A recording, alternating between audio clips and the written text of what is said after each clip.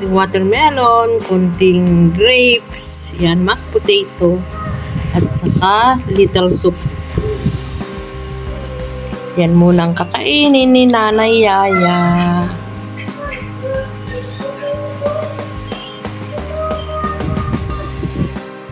Magandang tanghali sa ating lahat. Ito guys, ito na guys yung aking dinuto kanina na noodles with vegetable. Yan, samahan nyo ako guys sa aking breakfast at pananghalian. Yan guys. After this noodles, yan, meron din tayong sweet mango. Where's our pen? There in the box. Yan, sweet mango and watermelon. Yan guys. Diba? Minsan lang kumain si Yaya pero wagas-wagas. Kasi guys, nawawala yung appetite ko guys sa pagkain. So, ayan, samantalain ko na kumain. Yan guys, bigyan ko siya ng lemon pang pagana daw ng kain. Sana mayroong spring onion, no? Wala kasi, hindi bumili si Amo. Yan guys. Bless God in Jesus' name, amen. Yan, kain tayo. Yan guys. Minsan lang kumain sila Yaya pero lubos-lubos. Yan, fresh vegetable from the farm. Daddy. Yeah. Daddy. Binili ng amo ko guys. Daddy. Daddy. Daddy. Yeah. Go. Ang ingay ng alaga ko. Wala naman akong ibang magawa guys kung hindi mag-video na lang dito sa loob ng bahay kasi hindi ka pa makakalabas, sobrang init.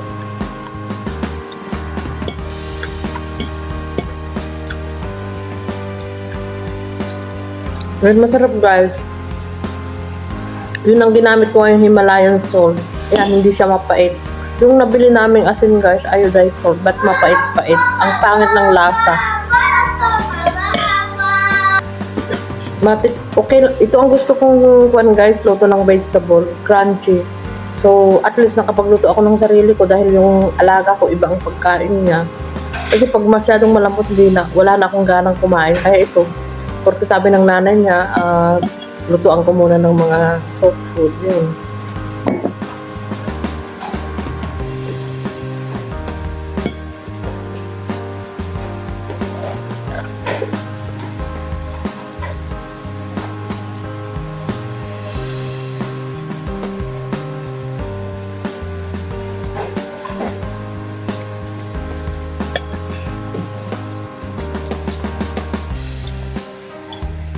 Yan. Sarap ng kumain guys. Pag ganun tong crunchy ang pagkain. Kasi minsan nagkakamali ako, nakakalimutan ko. Sabi ko, pag bago ko i-finalize yung pagkain ng alaga ko, sana mag-separate na ako ng pagkain ko.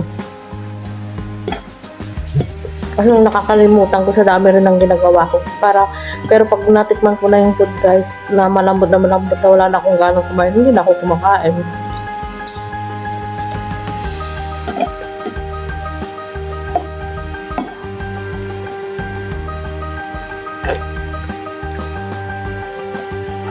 Tapos nakikita rin siguro ng mga amo ko na wala akong pagkain dyan sa rep. Tapos sinecheck nila yung mga pagkain dyan. Hindi na babawasan. Hindi naman kasi ako nagluluto. Yung pagkain ng bata, magluluto ako pang 2 to 3 days. Pero ngayon hindi na ako magluluto ng marami. Pang 2 days na lang gagawin ko kasi baka sabihin nga is too old yung kinakain ng anak niya. Pero sila naman kasi ang nag-umpisa na magluto ng marami para hindi luto ng luto. Pero ngayon hindi na. Every other din ang pagluluto ko. Then guys, imbis na ngayon panghapon sana ako kasi kung may pasok ng alaga ko panghapon ako. Ang problema, ayan, pinaswimming kami nung Friday. Ayan, pinaswimming kami tapos pinapasok kami sa hotel, ang lamig-lamig. Ayun, nagkasakit yung alaga ko.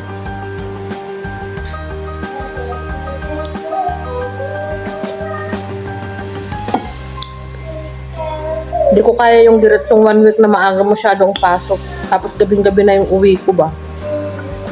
Papasok ako alas 8 na, gigising ako ng 6:30.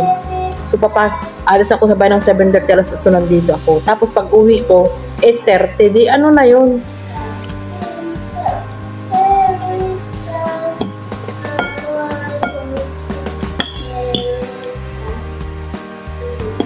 Pero what to do? Kahit sabihin nyo guys, sabi nila na bata lang, ang hirap ng bata.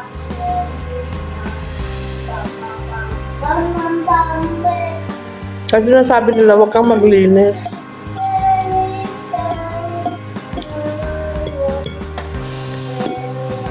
Pero naglilinis pa rin ako kasi Pilipino tayo eh. Hindi tayo yung tao na yung nakikita mo na ngayong karat doon, hindi mo pa linisin, di ba? Harap guys, yung manggang laki-laki yung tamis. Ito ang gusto ko sa amo ko kasi alam niya yung paborito ko. Alam niya na ang paborito ko mangga lang naman, saka grapes. Pero anyway, hindi lang naman para sa akin, para sa alaga ko. Pero yung alaga ko nagsawa na yata ng mangga, ayaw na.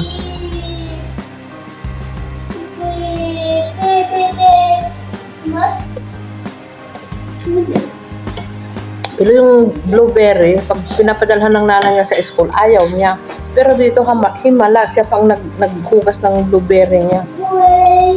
Kumain siya, halos naubos siya isang box.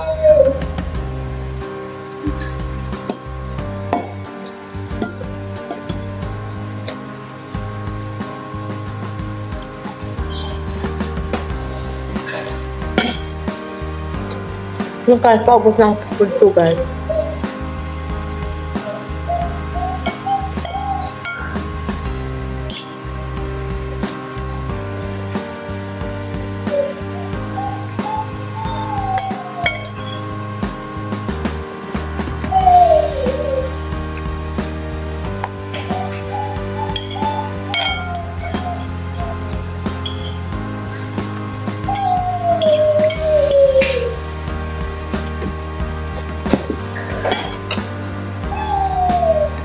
Ito natin ang ating mangga.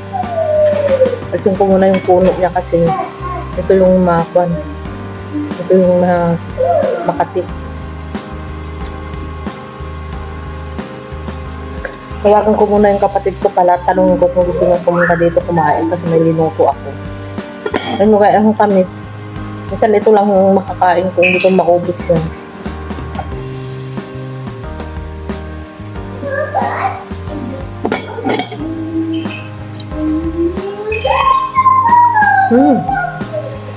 Sobrang tamis.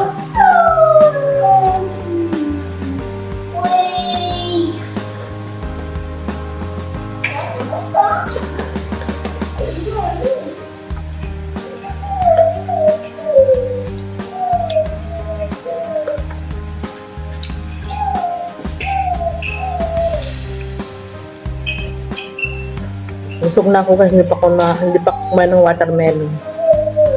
Watermelon siguro mamaya na lang.